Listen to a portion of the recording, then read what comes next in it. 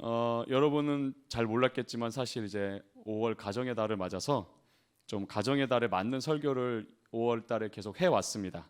그래서 오늘은 좀 그 마무리하는 마음으로 하나님의 꿈, 믿음의 가정이라는 제목으로 말씀을 좀 보겠습니다.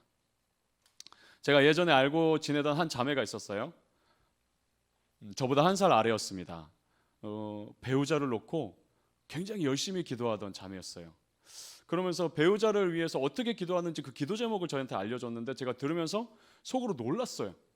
키와 몸무게, 성격과 이 외모 등을 구체적으로 정해놓고 기도하고 있던 것이에요. 키는 몇 센치, 몸무게는 몇 킬로, 체구는 어떻고, 하는 일은 무엇이고, 이런 걸. 그러던 어느 날이었습니다. 행복한 얼굴로 저에게 찾아왔어요.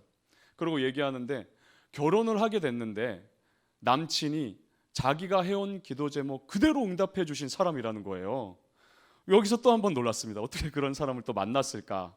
키, 몸무게, 외모, 성격이 그 남친은 목사님이었는데 이 기도한 대로 만났다는 것입니다. 그래서 이제 결혼을 하고 그 자매는 사모가 되었습니다. 그리고 얼마나 지났을까? 밤에 갑자기 전화가 왔습니다. 그 자매였어요. 그런데 말을 못 이을 정도로 펑펑 울면서 전화를 한 거예요. 무슨 일인가 했더니 남편 때문에 너무 힘들어서 꺼이 울면서 전화를 했습니다. 남편이 목사님인데 하루 종일 PC방에서 게임만 한다는 것이에요. 집에 와서도 게임만 하는 것이에요. 아무리 얘기해도 바뀌지 않고 그 시아버지도 목사님인데 자기 부모님 말도 듣지 않는다는 거예요. 한참을 우는 이 자매를 달래주면서 전화상으로 오랫동안 기도를 해주고 통화를 마쳤습니다. 나중에 들은 소식으로 결국 이 부부는 도망치듯 미국에 가서 한인교회 담임 목사님이 됐는데 거기서도 계속 게임만 하다가 쫓겨날 상황이 되었다는 얘기를 이제 듣게 됐어요. 이 자매는 믿음의 가정을 꿈꿨습니다. 그 형제를 만나고 보니 기도한 그대로였고 확신을 갖고 결혼을 했어요. 하지만 결혼 생활은 너무 힘들고 괴로운 시간들이었습니다. 저는 여러분이 이런 실수를 하지 않기를 정말 바랍니다. 여러분과 만난 지 제가 만 4년이 다 돼가면서 어느새 이제 결혼 정년기가 된 청년들이 꽤 생겼습니다. 제가 교회 와서 처음 와서 딱 들은 이런저런 얘기 중에 우리 청년부에 비혼주의자들이 꽤 있다는 얘기를 들었어요. 이거 안 되겠다 싶어서 제가 교회 온 지 2달 만에 결혼과 가정에 대해서 설교를 했습니다. 여러분 기억이 안 나시죠? 오늘 다시 여러분과 믿음의 가정에 대해서 성경이 뭐라고 알려주는지 나눠보고자 합니다. 올바른 연애 방법이나 노하우를 오늘 다루지 않겠습니다. 왜 가정을 만들어야 하는지 그 이유를 성경을 통해 보고자 합니다. 처음에 얘기한 자매가 했던 그 배우자 기도 제목은 세상의 시각, 세상의 가치관을 따랐던 기도였어요. 성경이 뭐라고 하는지 알기 전에는 우리도 세상이 말하는 외침을 따라가게 됩니다. 혼전성 관계, 비혼주의, 아이를 낳지 않는 딩크족, 결혼 없이 동거만 하기 등 우리 안에 확실한 기준이 없으면 친구들 또 미디어가 말하는 대로 그 기준을 내 기준 삼아 버리는 것이에요. 꽤 많은 사람이 슬기로운 의사생활을 보는 걸로 알고 있습니다. 이 드라마 내용 중에 한 가지 안타까운 게 있어요. 두 남녀가 결혼 전에 관계를 갖는 장면이 나옵니다. 성관계는 가정이라는 울타리 안에서만 허락된 것이에요. 하지만 결혼해서 가정을 이루는 것에 대한 부담과 그 책임을 회피하고 오로지 그 쾌락만 얻고자 할 때 우리는 쉽게 이런 기준을 받아들입니다. 이런 세상적 기준은 신자가 따라야 할 기준에 비하면 아주 낮아요. 돌아가신 오카노 목사님은 살아생전에 말씀하시길 표준을 낮게 잡으면 망한다고 하셨어요. 우리가 선택하는 표준, 기준에 따라 경건한 하나님 백성의 기쁨을 누리느냐 잠시의 쾌락을 누리다 망하냐가 결정이 됩니다. 우리 지난주에 함께 본 디모데후서 말씀 중에 이런 게 있었죠. 디모데후서 3장 4절 쾌락을 사랑하기를 하나님 사랑하는 것보다 더하며 우리 이 말씀 앞에 한번 정직하게 날 봅시다. 쾌락을 사랑하기를 하나님 사랑하는 것보다 더하며 오늘 설교 제목대로 믿음의 가정은 하나님의 꿈입니다. 하나님의 간절한 바람이에요. 하나님이 디자인하신 가정을 이루는 것이 우리를 향한 하나님의 계획이에요. 하지만 육체의 쾌락 사랑하기를 하나님 사랑하는 것보다 더하는 순간 우리에게 이 가정이라는 단어는 버려진 종이 조각이 돼버립니다. 사랑하는 여러분, 오늘 말씀을 통해 여러분 다시 가정을 꿈꾸게 되길 바랍니다. 여러분에게 가정이 별로 중요하지 않았다면 믿음의 가정이 얼마나 중요한지 깨닫게 되기를 주님의 이름으로 축복합니다. 함께 읽은 이 창세기 12장 앞부분은 우리가 많이 들어봤죠. 하나님이 아브라함을 부르시는 아주 유명한 말씀입니다.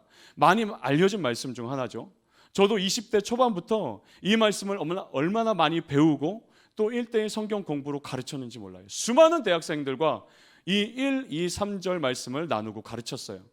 아브라함 한 사람을 부르신 하나님이 너를 부르시는 하나님임을 가르쳤습니다. 그런데 최근에 이 본문을 읽으면서 눈에 확 들어오게 된 것이 있어요.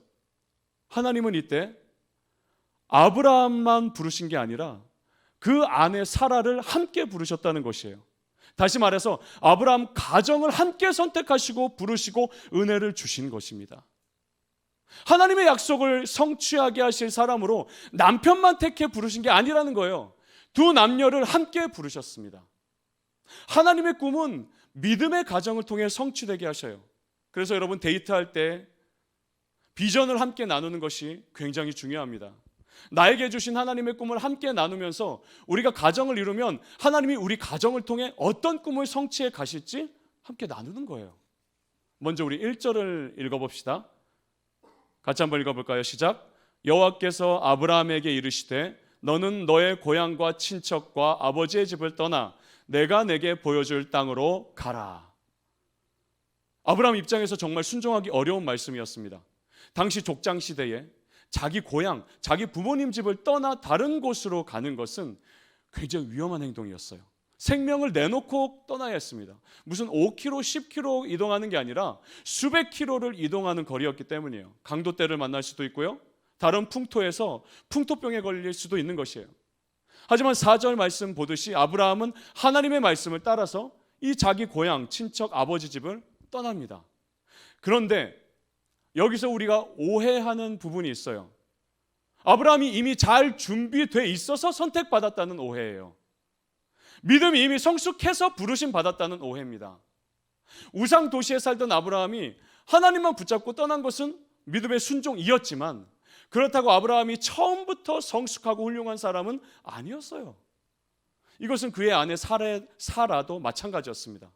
얼마나 미숙하고 어린 신앙인지가 이후에 나오는 사건들을 통해 증명됩니다. 여러분 교회에서 믿음의 가정 하니까 교회 다니는 두 남녀는 결혼하면 아주 믿음의 본이 되는 성숙한 가정이 되어야 한다는 부담이 우리에게 있습니다. 그러다 보니까 상대를 고르는데 더 이렇게 까다로워지는 거예요.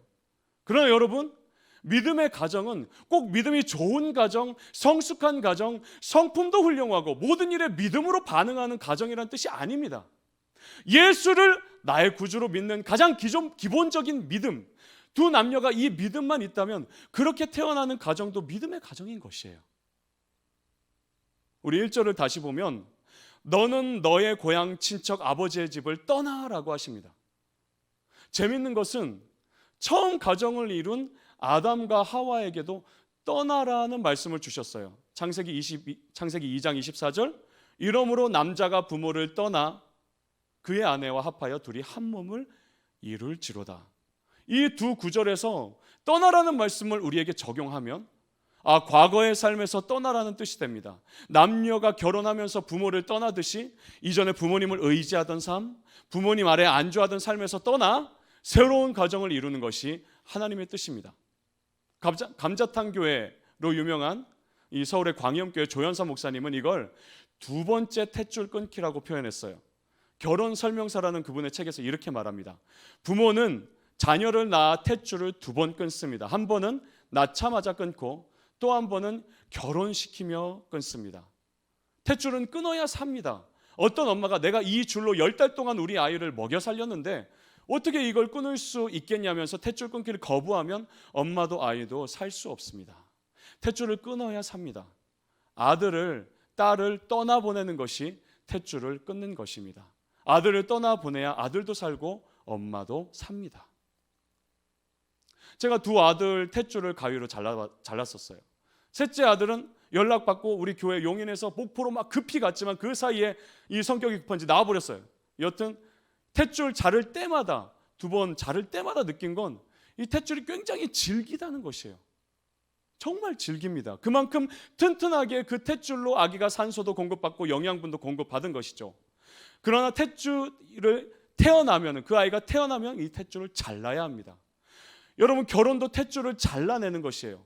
배우자와 새로운 가정을 건강하게 세우려면 탯줄을 자르고 부모의 품을 떠나 독립해야 됩니다.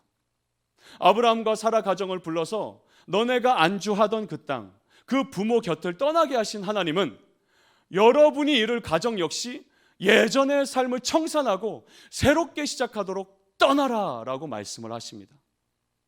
가정은 두 남녀에게 모두 새로운 시작인 것이죠. 예전에 내 가족, 우리 집, 내 습관, 내 스타일, 내 말투, 내가 중요하게 여기던 모습에서 떠나 이제는 배우자를 위하고 배우자를 도와주고 배우자를 사랑해서 상대에게 맞춰주는 새로운 인생을 출발하는 것이 가정인 것입니다. 아내가 믿음이 연약해질 때 남편이 도와주고 남편이 흔들릴 때 아내가 붙잡아 주면서 함께 하나님을 바라보도록 연합하는 것이 가정입니다. 그런 가정을 통해 하나님은 자신의 꿈을 이루십니다. 약속의 말씀을 하나님 주도로 이뤄가십니다. 싱글일 때 하나님이 내 인생의 주인이라 믿고 살았다면 결혼 후에도 부부가 함께 이것을 고백해야 되는 것이에요. 왜냐하면 부부 둘 다 미숙하기 때문입니다. 미성숙하기 때문이에요. 부부가 주인이 된 가정은 불안합니다. 위태위태합니다. 그러나 하나님이 주인 된 가정은 하나님이 책임지시기 때문에 때로 흔들려도 넘어지지 않는 것이에요. 이 창세기 12장 바로 앞에 11장에는 바벨탑 사건이 나옵니다. 인간이 교만하여 하나님이 주신 명령인 생육하고 번성하여 온 땅에 충만하라는 말씀을 거부하고 시날 평지라는 땅에 모입니다. 그리고 거기 성과 탑을 건설해서 탑 꼭대기를 하늘에 닿게 하고 우리 이름을 자랑하자라고 합니다. 그 본문을 살펴보면은 우리라는 주어가 계속 반복돼요. 우리가 주어가 된 인생의 모습입니다. 하나님이 주인 되신 인생을 거부하는 모습이에요. 제임스 켈리는 이렇게 말했습니다. 교만과 은총은 결코 한 곳에 같이 살지 않는다. 결국 그 교만한 계획은 실패하고 바벨탑은 완성하지 못합니다. 그런데 창세기 12장에 가서 1에서 3절을 보면 여러분 주어가 바뀝니다. 내가 너에게 보여줄 땅, 내가 너로 큰 민족을 이루고 내가 너에게 복을 주고 내가 너의 이름을 창대하게 하리라. 널 축복하는 자에게 내가 복을 내리고 널 저주하는 자는 내가 저주할 것이다. 여러분, 아브라함 가정에게 고향을 떠나는 것은 목숨을 건 모험이었어요. 그러나 하나님이 주어가 되신 가정, 하나님이 주인이 되신 가정이라는 정체성이 있었습니다. 이때 그 가정은, 그 부부는 하나님이 우리를 책임지신다는 믿음을 갖게 되는 것이에요. 지금 우리 청년부에도 결혼을 준비 중인 청년들이 있습니다. 다른 청년들도 앞으로 그럴 것이에요. 그런데 결혼을 준비하면서 불안하기도 하고 걱정이 앞섭니다. 지금까지 혼자 살기도 어려웠는데 같이 살면서 잘 할 수 있을까? 경제 문제, 자녀 문제, 관계 문제 등 수많은 걱정이 앞섭니다. 그때 여러분 이 창세기 12장 1에서 3절 말씀을 꼭 믿고 신뢰하기 바랍니다. 가정을 불러 세우신 분은 우리가 아니에요. 두 남녀가 아니에요. 하나님이십니다. 두 남녀를 너무도 사랑하시는 하나님이십니다. 그 하나님이 말씀하시길 내가 너희 가정에게 복을 주리라 하시는 거예요. 아까 믿음의 가정의 첫 번째 특징은 뭐였어요? 부부가 둘 다 예수를 내 구주라 믿는 것이라 그랬죠. 두 번째 특징은 이렇게 하나님이 주인 되신 가정이라고 신뢰하는 것입니다. 자, 이제 우리가 본격적으로 살펴볼 것은 왜 오늘 본문 말씀이 아브라함만이 아니고 아브라함과 사라를 함께 부르신 뜻이냐는 질문에 대한 답입니다. 우선 2절을 다시 보면 내가 너로 큰 민족을 이루고 라고 약속하셨어요. 여기서 민족은 모든 민족이 아닙니다. 하나님의 민족, 즉 하나님을 믿는 후손을 뜻해요. 그런데 문제는 아브라함과 사라 가정에 그때 자녀가 없었어요. 결혼한 지 얼마나 됐는지는 나와 있지 않지 알 수 없지만 꽤 오래돼 보입니다. 하지만 자녀가 없었어요. 두 부부에게 내가 너로 큰 민족을 이루겠다는 이 약속은 믿기 어려운 것이었습니다. 이런 와중에 처음 이 부부가 겪게 되는 사건은 아브라함과 사라 부부를 더 불안하게 만들었어요. 이 부부가 살던 곳에 가뭄이 듭니다. 그러자 두 사람은 애굽으로 내려가요. 여기서 아브라함은 남편으로서 큰 잘못을 저지릅니다. 창세기 12장 11에서 13절 봅시다. 그가 애굽에 가까이 이르렀을 때에 그의 아내 사레에게 말하되 내가 알기에 그대는 아리따운 여인이라 애굽 사람이 그대를 볼 때 이르기를 이는 그의 아내라 하여 나는 죽이고 그대는 살리리니 원하건대 그대는 나의 누이라 하라. 그러면 내가 그대로 말미암아 안전하고 내 목숨이 그대로 말미암아 보존되리라 하니라. 여러분, 사라는 여기서 굉장히 상처를 받았을 거예요. 큰 상처를 받았습니다. 함께 하나님 말씀만 바라보고 남편 따라서 고향을 목숨 걸고 떠나왔는데, 아니 그때는 나만 믿고 따라오라고 내가 널 책임질게 뭐 이런 말도 했을 수 있죠. 그런데 아는 사람 한 명도 없는 이 낯선 땅에 와서는 이제 와서 말하는 게 자기 목숨 구걸하려고 날 여동생이라 하라고, 말 그대로 뒷박침을 시전한 것입니다. 무엇보다 근본적인 원인은 아브라함이 2절 말씀 내가 너로 큰 민족을 이루라는 이 하나님 약속을 불신한 것이었어요. 내가 너를 통해 큰 민족을 이룬다는 말에는 너와 너의 아내를 통해 이룬다는 뜻이었지만 우리는 아직 자녀도 없는데 이건 한여름밤의 꿈일 거야 라며 하나님의 꿈을 믿지 않은 것이에요. 결국 사라의 외모에 반한 애굽의 왕 파라오가 사라를 후궁으로 데려옵니다. 이 끌려가는 아내도 아무것도 할 수 없는 아브라함도 얼마나 여러분 비참했겠어요. 이렇게 하나님의 약속은 끝나버리고 우리를 가정으로 부르신 목적도 끝인가 싶었어요. 아브라함은 하나님에게 할 말이 없었습니다. 자기가 선택한 잘못이기 때문이었어요. 그런데 하나님이 전혀 이해되지 않는 일을 하십니다. 창세기 12장 17에서 20절 여호와께서 아브라함 아내 사레의 일로 바로와 그 집에 큰 재앙을 내리신지라. 바로가 아브라함을 불러서 이르되 네가 어찌하여 나에게 이렇게 행하였느냐? 네가 어찌하여 그를 너의 아내라고 내게 말하지 아니하였느냐? 네가 어찌 그를 누이라 하여 내가 그를 데려다가 아내를 삼게 하였느냐? 네 아내가 여기 있으니 이제 데려가라 하고 바로가 사람들에게 그의 일을 명하매 그들이 그와 함께 그의 아내와 그의 모든 소유를 보내었더라. 분명 아브라함의 잘못이었어요. 그런데 그 일로 하나님은 바로와 그 집에 재앙을 내리십니다. 그리고 사라를 다시 아브라함의 품으로 돌아오게 하십니다. 좀 심하게 말해 망나니 짓을 한 건 이 남편인데 제3자인 바로를 치시고 아브라함에게는 단 한마디의 책망도 하지 않으세요. 아브라함에게 잘못이 없다는 말이 아닙니다. 하나님이 하신 약속을 하나님이 성취하시기 위해 이 가정을 주권적으로 지키신 것입니다. 여러분이 결혼하고 태어나는 가정은 하나님의 꿈을 이루는 장입니다. 아브라함과 사라처럼 어리숙하고 믿음이 약한 남녀지만 믿음의 가정이라는 단 하나의 이유로 하나님이 가정에게 주신 비전, 그 꿈을 성취하도록 하나님이 지켜 보호하신다는 것이에요. 여러분, 직장에서 받는 스트레스만 해도 어마어마하죠. 괴롭습니다. 어떤 청년들은 하루에도 몇 번씩 퇴사를 생각하며 콕 누르고 참고 일합니다. 그럼 결혼하면 스트레스가 줄어들까? 아닙니다. 핵폭탄급 걱정거리들과 문제들이 앞길에 놓여져 있어요. 부부가 되면 시련과 걱정이 1+1이 아니라 2의 몇 승이 될지 모릅니다. 이게 싫어서, 이게 두려워서 결혼하지 않겠다는 비혼주의자들이 늘고 있습니다. 하지만 이건 하나만 알고 둘은 모르는 생각이에요. 우리가 믿음의 조상이라 부르는 아브라함 가정이라고 문제가 적지 않았어요. 창세기를 훑어보면 많은 일들을 겪습니다. 자기 아내를 여동생이라 속이는 잘못을 한 번 더 저지르고요, 조카에게 좋은 땅을 양보해야만 했던 사건, 5나라 연합군과 전쟁도 치르고 첩과 결혼해 낳은 아들이 사라의 아들을 무시하고 괴롭히는 일, 아들 이삭을 제물로 바치라는 사건 등 많은 문제들을 만납니다. 여러분, 다윗과 밧세바는 어때요? 다윗은 이미 부인이 여럿 있었고 자녀들도 많았을 때 밧세바가 목욕하는 걸 보고 자신의 쾌락을 위해 밧세바와 동침합니다. 게다가 밧세바의 원래 남편이었던 충성스러운 군인 우리아를 죽이죠.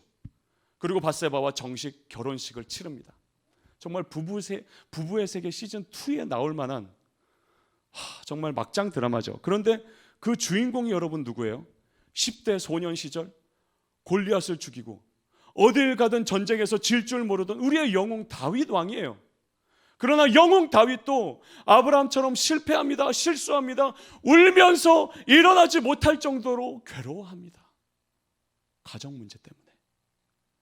그런데 하나님은 그런 다윗과 밧세바 가정을 통해 하나님의 꿈을 이루셔요. 그 꿈은 아브라함에게 주셨던 그 꿈이었습니다. 내가 너로 큰 민족을 이루고 너는 복이 될지라. 아브라함과 사라 가정, 다윗과 밧세바 가정을 통해 오신 예수 그리스도, 그분을 통해 이 꿈은 성취되었습니다. 그분을 믿는 모든 자는 구원을 받고 하나님 나라의 민족이 되었습니다. 가장 작은 나라 중 하나인 이스라엘에서 시작된 이 구원의 소식은 전 세계에 퍼져서 지금 이 시간에도 세계 곳곳에서 하나님을 함께 예배하고 있습니다. 큰 민족이 된 것이에요. 이 하나님의 역사를 우리 영상으로 한번 봅시다. 제가 예전에 한번 보여줬던 영상인데 오늘 말씀과 연결해서 우리 다시 한번 보겠습니다. 틀어주세요.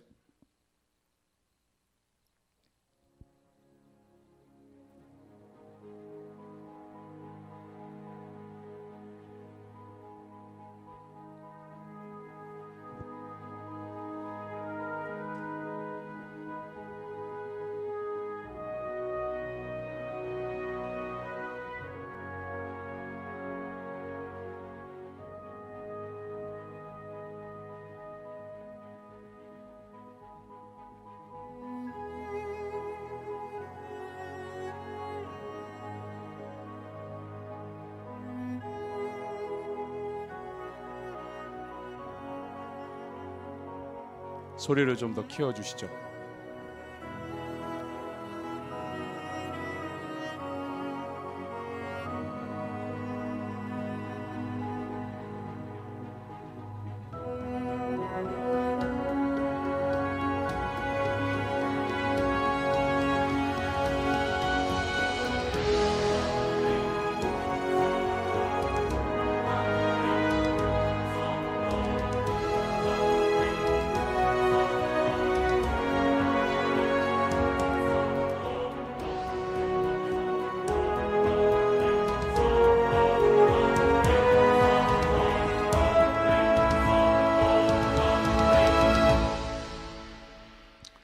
여러분, 연약하고 실수 많은 한 가정 아브라함과 사라였지만 그들을 통해 이렇게 큰 하나님의 민족들이 세워진 것입니다.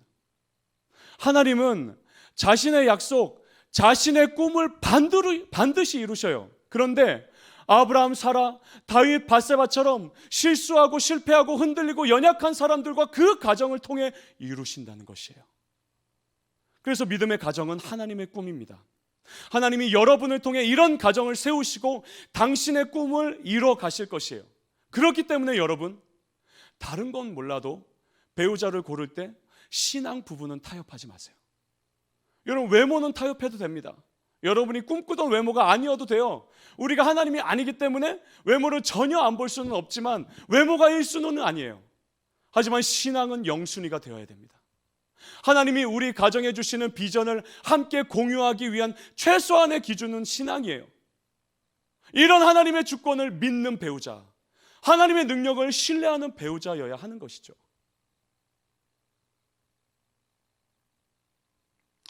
크리스천 연애에 관한, 결혼에 관한 책들이 굉장히 많아요.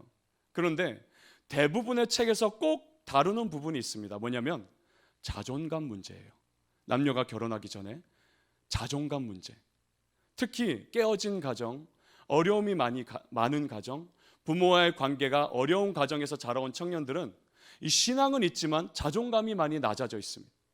자존감이 건강하지 못할 때 연애와 결혼에 대해서도 많은 두려움이 생깁니다. 과연 내가 가정을 이루면 잘 할 수 있을까? 행복할 수 있을까? 나 같은 사람이 잘 할 수 있을까? 하는 걱정으로 많은 스트레스를 받게 됩니다. 오늘 본문 말씀은 이렇게 자존감이 낮아진 청년들에게도 필요한 말씀, 붙잡아야 될 말씀입니다. 바로 뭐냐? 선택받았다는 믿음, 택함 받았다는 확신의 말씀이에요. 3절 마지막을 보면 땅의 모든 족속이 너로 말미암아 복을 얻을 것이라 하신지라. 지금까지 계속 얘기했죠. 아브라함이 뭐가 잘나서 복의 근원이 되겠나? 사라가 남들보다 뭐가 더 잘나서 큰 민족의 어머니가 되겠나? 그럼에도 하나님께 택함 받았습니다. 내가 택함 받았다는 분명한 믿음, 내가 택함 받은 자녀라는 그 분명한 확신, 이 믿음이 우리의 자존감을 회복되게 합니다. 택하심의 반대는 버림받음이죠. 여러분도 버림받았다는 감정을 느낄 때가 종종 있을 거예요. 친구에게 버림받고, 직장에서 버림받고, 믿었던 사람에게, 부모님에게 버림받았다고 느낄 때가 있습니다. 이 버림받았다는 감정이 차오르면 자존감이 저 밑바닥까지 낮아집니다. 내가 필요 없는 존재인가라는 생각이 지배하게 됩니다. 하지만 하나님이 예수 그리스도를 통해 택하시고 구원하신 우리에게는 이렇게 말씀하십니다. 우리 베드로전서 2장 9에서 10절.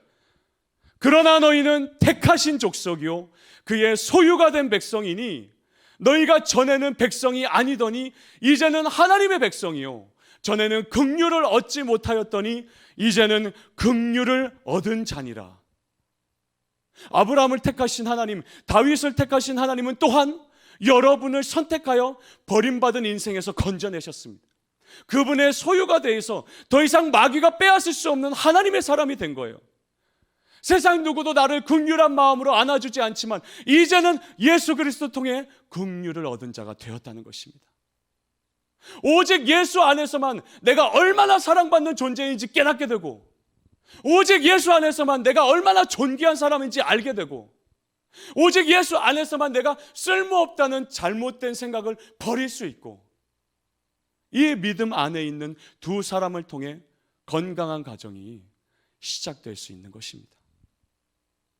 여러분, 아브라함이 실패했듯 다윗이 실패했듯 우리를 통해 시작되는 가정도 실패할 수 있습니다. 그러나 남편과 아내의 입에서 하나님을 믿고 의지한다는 고백이 끊어지지 않는 이상 그 가정은 점점 성장해 갈 것이에요. 19세기 교회 지도자였던 그랜트는 아브라함의 실패에 대해 이렇게 얘기했습니다. 인간이란 도대체 무엇이란 말인가? 하나님 없이 인간에게 도대체 무슨 소망이 있단 말인가? 결코 없다. 위대한 하나님의 종들의 끔찍한 넘어짐 앞에서 우리는 낭망하는 마음을 가지지 않을 수 없다. 그러나 그것은 우리를 낭망으로 이끌지 않는다. 도리어 그것은 우리를 모든 위로와 능력의 근원으로 이끈다. 약함 안에서 우리는 그것을 발견하기 때문이다. 하나님을 떠나서는 아무것도 할 수 없음을 알게 될 때 비로소 우리는 그가 매 순간 우리에게 어떤 존재인지 깨닫게 된다. 연약한 우리를 통해 당신의 꿈을 이루는 것이 하나님의 뜻입니다. 그제서야 하나님의 능력이 증거되고 그제야 하나님의 살아계심이 찬양되기 때문입니다. 여러분, 이런 가정을 꿈꾸십시오. 부족한 두 남녀가 만나 시작되는 가정이지만 그 가정 안에 예수를 믿는 고백이 생생히 살아있다면 조금도 부족함이 없으신 하나님이 그 가정을 돌보실 것입니다. 비전을 주실 것입니다. 그 비전을 직접 성취해 갈 것입니다. 그 가정에 태어날 자녀들을 통해 믿음의 유산이 이어지게 하실 것입니다. 교회 다닌다는 남녀가 만나도 여러분, 연애하면서 수없이 싸우고 다툽니다. 헤어지니 많이 끊임없이 고민합니다. 그런 과정을 피하려고 하지 마세요. 서로를 알아가는 필요한 과정입니다. 더구나 우여곡절 끝에 결혼한다고 갑자기 배우자가 확 바뀌지 않습니다. 열심히 칼로 물 베고 삽니다. 하지만 그 안에 함께 하신 하나님이 역사를 시작하십니다. 왜냐하면 하나님이 친히 선택해서 만나게 하신 두 남녀를 통해 친히 세우신 가정이기 때문입니다. 부부는 때로 서로를 포기해요. 몇 년, 몇십 년 흘러도 바뀌지 않는 모습에 포기할 때도 있습니다. 그러나 하나님은 포기하지 않으십니다. 자신의 꿈이 그 가정에 있기 때문이에요. 여러분, 이제 배우자와 가정을 위한 기도를 시작하십시오. 안 하고 있었다면 다시 시작하십시오. 그 기도 제목에 이런 내용을 넣으세요. 하나님이 주인 되신 가정이라 믿게 하소서. 하나님이 나와 배우자를 택하셨다는 믿음으로 자존감이 회복되게 하소서. 하나님이 만나게 하신 배우자이기에 무시하지 않고 존중하게 하소서. 겉모습은 늙어가도 마음속 믿음은 성장하는 부부 되게 하소서. 성경으로 자녀를 키워 믿음의 유산을 남기게 하소서. 자, 우리 오늘 설교를 마치면서 이 기도 제목 가지고 잠시 통성으로 같이 기도하는 시간 가지겠습니다. 여러분, 믿음의 가정은 하나님의 꿈입니다. 하나님의 꿈이 믿음의 가정에 있습니다. 그런데 우리가 지금 내 삶에 치여서, 지금 내 삶에 바빠서 믿음의 가정을 생각하지도 않고 기대하지도 않고 꿈꾸지도 않고, 혹은 내 자존감이 너무 무너져 있어서 내가 과연 결혼 생활을 잘 할 수 있을까? 내가 과연 배우자를 잘 만나서 이 가정을 이룰 수 있을까?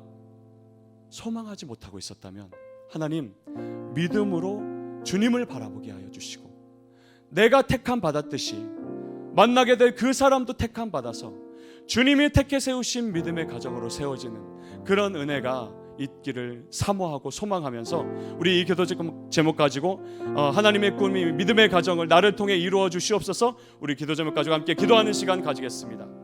살아계신 하나님 아버지 하나님께서, 아버지 하나님의 꿈이 이 믿음의 가정에 있고, 그 믿음의 가정을 통해 태어날 자녀들에게 있고, 그 자녀들을 통해서 이어져 갈 믿음의 유산에 있음을 믿습니다. 아버지 하나님, 믿음의 가정을 꿈꾸지 못하고 살았고, 믿음의 가정을 아버지 하나님 생각하지 않고 기대하지 않고, 하나님 결혼에 대한 소망이 없이 하나님을 살아왔다면, 아버지 하나님의 꿈이, 아버지 하나님의 비전이 믿음의 가정에 있음을, 나를 통해 태어나게 하시고 나를 통해 세우실 그 믿음의 가정에 있음을 우리가 오늘 말씀을 통해 다시 한번 사모하면서, 내가 너로 큰 민족을 이루겠다 약속하시고 축복하신 하나님의 말씀을 붙잡고, 아버지 하나님, 우리가 서로가 아니라, 내 자신의 확신이 아니라, 내 자신의 어떤 자신감이 아니라, 그 배우자, 그 우리 둘에게 함께 해주신 주님의 약속의 말씀, 주님의 축복의 말씀을 붙잡고, 아버지 하나님, 정말 은혜로운 하나님이 함께 하시고 주님이 동행하시는 그런 믿음의 가정을 바라보게 하여 주시고, 그 가정의 안에 주님이 부어주시는 하나님의 꿈이